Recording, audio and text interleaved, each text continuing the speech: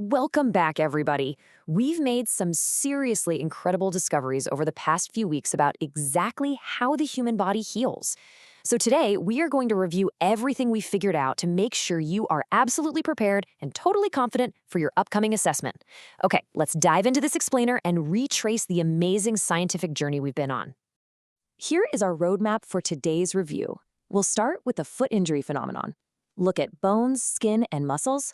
Zoom in on blood, trace the nervous system network, examine microscopic cells and tissues, and finally see how all these subsystems work together. It's going to be a macro to micro detective journey. Section 1. The foot injury phenomenon. Remember when we first observed our patient's injured foot wrapped up in that cast? That's right where our investigation started. We looked at the doctor's notes, and we spent time sharing our own stories, didn't we? We remembered what it feels like to run, jump, and move freely, and we shared those super frustrating moments when an injury temporarily took that ability away from us. But to actually understand why the patient couldn't walk, we had to look inside. This X-ray evidence showed us the structural damage, clear as day. I mean, look at that gap in the solid bone. Seeing this broken structure led us straight to our main driving question for the whole unit. What happened in the student's foot so they could walk again? Well, to answer that question, we first needed to define what success even looks like. We developed this class definition of healing, and we realized something huge. It isn't just about closing a wound. It's the process of repairing damage to actually restore function. And absolutely crucial here, it involves the body's interacting subsystems working together over a period of time. And speaking of time, remember how we charted the doctor's notes to build this timeline? At 0 weeks, the injury happens. By week 2, the swelling finally goes down. By week 4, that gap in the bone actually starts filling in. And by week 6, the cast comes off and the patient can bear weight again. This proved to us that healing isn't instantaneous. It's an ongoing, highly active process. Section 2. Bones, skin, and muscles. Let's move to Lesson 2 and see how this builds. To figure out how movement actually happens, we investigated a chicken wing. Aside from maybe making a few of us lose our appetites, dissecting that wing allowed us to literally see how the skin, muscle, and bone are physically connected. We saw firsthand that when a muscle contracts, it pulls on the bone it's attached to, and boom, movement. But if any of those parts are broken, like our patient's foot bone, the whole system just fails to function. Now, this brings us to one of the absolute most important scientific principles you're going to need for your assessment: structure and function. Structure is how a body part is built, shaped, or arranged. Function is its specific job. Throughout every single lesson, we prove that a body part's structure is perfectly designed to carry out its specific function. Hit the nail right on the head. Section 3. Zooming in on blood. Okay, so we're putting on our microscopic detective lenses now. We knew the broken bone needed materials to rebuild, right? But how do those materials actually get to the foot? We analyzed the blood system and realized this incredible network reaches every single millimeter of the human body. It's like a massive transport highway, carrying building materials, oxygen, and healing supplies directly down to the site of that injured foot. And when we zoomed in on a blood sample, we found out it's way more than just a red liquid. It's actually made of 4 specific components, and each one has a unique structure for unique function. Red blood cells, they're round and smooth, so they travel easily through vessels. White blood cells are built like little soldiers to fight off infections.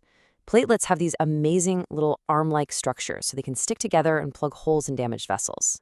And plasma, that's the liquid river carrying all these parts exactly where they need to go. Section 4. The nervous system network. So we figured out how the healing materials are delivered, but here's a thought. How does the rest of the body even know the foot is injured in the first place? Well, enter the nervous system. Just like the blood network, this system branches out across the entire body. It acts as this high-speed communication highway. The second the foot was injured, it sent immediate signals rocketing up through this network, straight to the brain, sounding the alarm that damage had occurred and the healing process needed to start right away.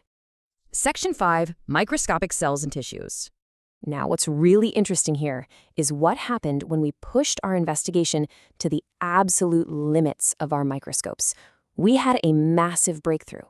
We discovered that literally everything we've looked at, the nerves, the skin, the bone, the muscle, they're all made of their own specialized cells. We learned that these individual cells group together to form larger tissues. And once again, the unique structure of these microscopic cells dictates exactly how the larger tissue is going to function. Section 6. How subsystems work together. All right, so we broke the body down into its tiniest microscopic parts. But healing isn't about parts working in isolation, is it? We need to bring all these zoomed-in pieces back together. Take the nerve, for example. Its cells have this really unusual structure with long tentacles, which allows them to connect and form a network so they can carry signals to the brain. That's their function. Or look at the platelet. It's got those small arm-like structures which let them stick together to form a solid barrier, plugging leaks and damaged blood vessels. It is just a perfectly brilliant structural design for a critical healing job. So, what does this all mean? The absolute crucial takeaway is this. Our patient's foot did not heal on its own. It's impossible. The bone couldn't repair itself without the blood delivering platelets and plasma. The blood wouldn't even know where to go without the nerves sending signals to the brain. And the foot? It couldn't move again without the muscles and skin working together with that newly healed bone. Healing requires multiple interacting subsystems, all doing their specialized jobs to fully restore the body's function. The whole shebang has to work together. You guys, you now have all the evidence you need to completely crush your assessment on lessons 1 through 6.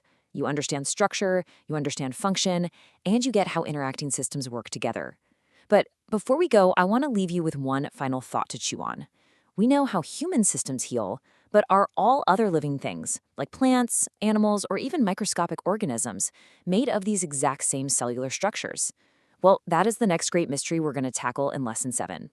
Great job reviewing today. You're going to do amazing, and good luck on your assessment.